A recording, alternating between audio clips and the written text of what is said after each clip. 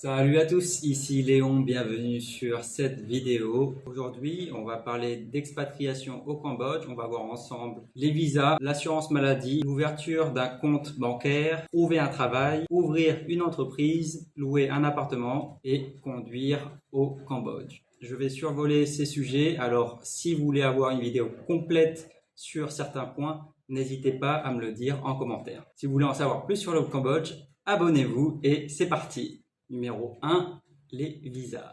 Aujourd'hui, on va voir les visas pour s'expatrier au Cambodge. Alors, il faut savoir qu'au Cambodge, il y a 3 types de visas pour s'expatrier. Il y a le visa E, le visa C et le visa K. Donc, ces 3 visas vous permettent de rester sur le territoire cambodgien plus d'1 mois.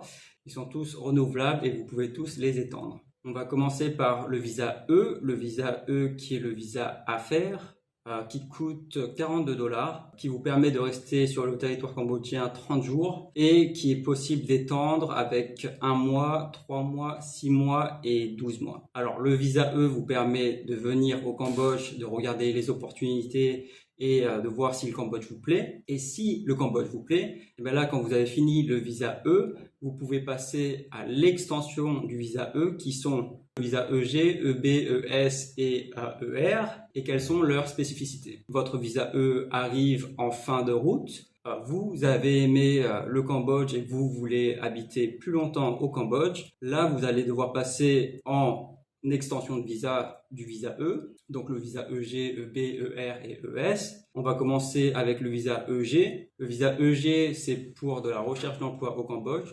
On va dire, vous finissez votre visa E, 30 jours, vous voulez l'étendre parce que le pays vous plaît et vous voulez y rester, vous passez en EG, donc en recherche d'emploi, et ce visa EG va vous donner 6 mois sur le territoire. Après, on passe au visa EB, qui est le visa business. Donc le visa business arrive après le visa EG. Ça vous permet de travailler sur le territoire cambodgien et ça vous permet de rester jusqu'à 1 an sur le territoire. Le visa EB est donné pour ceux qui ont déjà trouvé un travail ou ceux qui ont une société au Cambodge. Après, on passe au visa ES. Le visa ES est donné pour les étudiants. Donc, exemple, vous êtes étudiant universitaire, vous avez un programme d'échange au Cambodge, vous aurez le visa ES. Ça vous permet de rester 1 an au Cambodge et d'étudier au Cambodge. Pour ceux qui viennent en famille et qui ont des enfants, les enfants seront en visa ES. Et on arrive au visa ER, qui est le visa retraité. Et ce visa est donné pour les personnes de plus de 55 ans. Le visa ER ne vous permet pas de travailler sur le territoire cambodgien normalement. Maintenant, passons au visa C. Le visa C est donné pour ceux qui travaillent dans les ONG.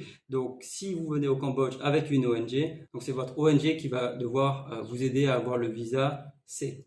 Et enfin, pour les binationaux franco-cambodgiens ou X-cambodgiens, vous avez le visa K. Ce visa K est valide jusqu'à expiration de votre passeport et vous pouvez rester sur le territoire cambodgien aussi longtemps que vous voulez. Toutes les informations que je vais vous donner dans cette vidéo, vous trouverez les liens utiles dans la description.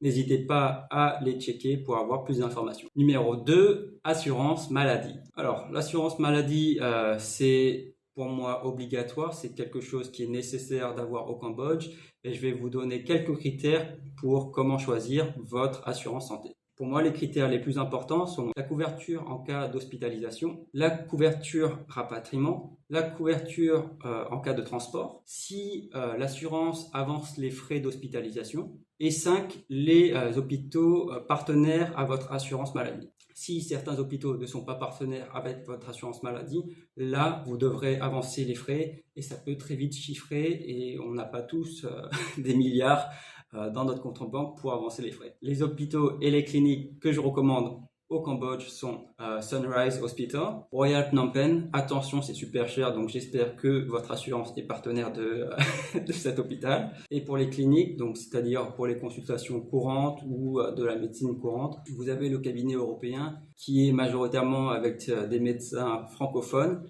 Donc là, vous pouvez consulter là-bas. Numéro 3, ouverture d'un compte bancaire. Au Cambodge, vous avez le choix entre 40 banques, donc c'est vraiment beaucoup. Là, je vais vous donner les top 3 banques pour ouvrir un compte bancaire. Donc, le numéro 1, c'est ABA, ou sinon on dit EBA. Numéro 2, c'est Akledia.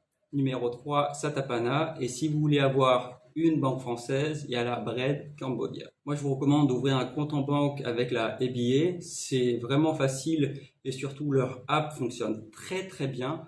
On peut payer tout ce qui est électricité, facture d'eau et taxes avec ou plein d'autres services. Donc moi, je recommande ABA. Les conditions d'ouverture de compte avec ABA sont: vous devez être majeur, vous devez fournir une copie de votre passeport valide, le visa qui est sur votre passeport, votre contrat de location ou une lettre de résidence donnée par la mairie.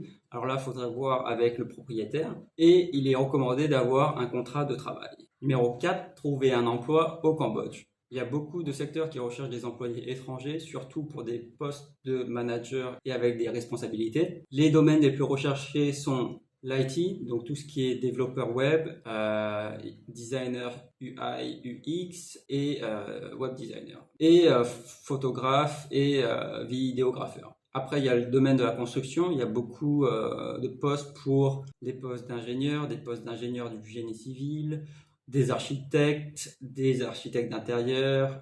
Le troisième domaine, ça va être le marketing, tout ce qui est digital marketing et business developer. Le quatrième domaine, ça va être l'éducation. Le cinquième domaine, ça va être le management, les postes à haute responsabilité en tant que general manager, en tant que deputy general manager, en tant que head of marketing, CMO, COO, CEO, etc., etc. Et le sixième domaine le plus recherché, c'est tout ce qui est logistique, manager de stock, gestionnaire d'entrepôt, logistique manager, etc., etc. Pour les salaires, ça varie énormément. Ça peut commencer de $1000 à $5000. Ça dépendra du secteur, de la taille de votre entreprise, surtout des compétences nécessaires. On va voir ensemble comment trouver un emploi au Cambodge, à Phnom Penh ou à Siem Reap. Moi, je vous conseille au minimum d'envoyer 20 emails par jour à différentes entreprises avec une lettre type que vous adaptez à chaque entreprise. Vous pouvez trouver du travail au Cambodge avec des sites d'offres que je vais vous mettre en lien dans la description. Les sites que je recommande pour trouver du travail sont camhr.com, topjobcambodia.com, khmer24.com. Ça, c'est vraiment les top sites à regarder si vous voulez chercher un emploi et en trouver un surtout facilement. Après, vous pouvez aussi passer par des agences de recrutement telles que hrinkjob.com. Petite astuce pour trouver un travail plus rapidement, c'est d'aller regarder le site de l'Orocham Cambodia. Là-bas, vous avez Member Directory, donc vous allez cliquer dessus et sur cette liste de sociétés, vous aurez tous les contacts des dirigeants. C'est plus facile d'être recruté par un CEO que d'être recruté par un HR. Voilà. Pour la création d'entreprises au Cambodge, je vous invite vivement à vous faire une idée du marché et à voir quelles opportunités sont disponibles au bon moment. Et pour ça, je vous conseille d'aller voir des institutions telles que la CCIFC, l'Eurocham et des bureaux d'investissement. Quand vous avez finalisé votre projet et que vous savez exactement ce que vous allez faire, là, il faudra passer avec un cabinet d'avocats. Pourquoi? Parce que ça ira beaucoup plus vite pour la création de votre entreprise et surtout, ça ira beaucoup plus vite pour l'administration. Numéro 6, louer un appartement au Cambodge. Pour louer une maison ou un appartement au Cambodge, il vous faudra 4 choses. Une copie de votre passeport, une copie de votre visa, un dépôt de 2 mois et c'est recommandé d'avoir un contrat de travail. Les prix des meublés pour un studio ou un 2 pièces commencent aux alentours de $200 et pour une maison en résidence commence à partir de $600. Pour payer vos charges telles que l'eau et l'électricité, donc si vous avez ouvert un compte en banque chez ABA, il suffira juste d'ouvrir l'application mobile, d'aller dans Paiement, Utilities et là vous sélectionnez soit l'électricité, soit l'eau. Voilà.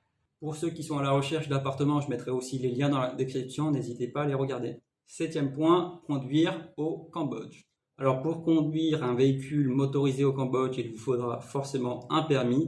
C'est fini le temps de conduire sans permis au Cambodge. Même pour les scooters 49-50 cc, là il vous faudra le permis A1. Pour les scooters qui sont à plus de 125, ça sera le permis A. Et pour ceux qui veulent conduire des voitures, ça sera le permis B. Pour ceux qui ont le permis français et qui veulent avoir un permis cambodgien, ça sera beaucoup plus facile. Il faudra juste aller au centre des permis du ministère des Transports, soit Eon Mall 2, soit à Chikmon Noromall.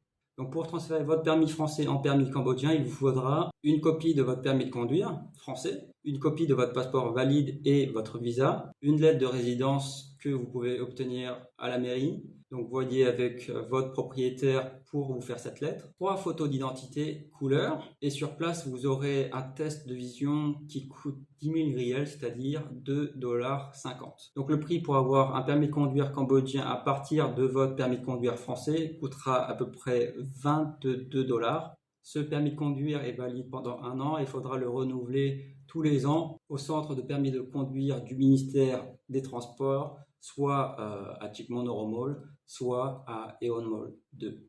Si vous apportez les documents nécessaires pour avoir le permis de conduire cambodgien, normalement vous l'aurez en moins de 30 minutes.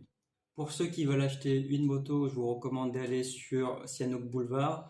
Là-bas, vous trouverez des 50, des 125 et plus. 50 ou 125, moi je vous recommande d'acheter une 125 parce que c'est plus réactif dans les trafics. Pour le prix d'une 125, ça peut commencer à partir de 800 000 $. Voilà, vous prenez une petite Honda Scoopy année 2012, ça vous reviendra vers les moins de 1 000 $. Et voilà, la vidéo est déjà terminée, j'espère qu'elle vous aura plu. N'hésitez pas à me poser vos questions dans les commentaires. N'hésitez pas aussi à partager votre expérience dans les commentaires. Sur ce, je vous fais des bisous et à la prochaine.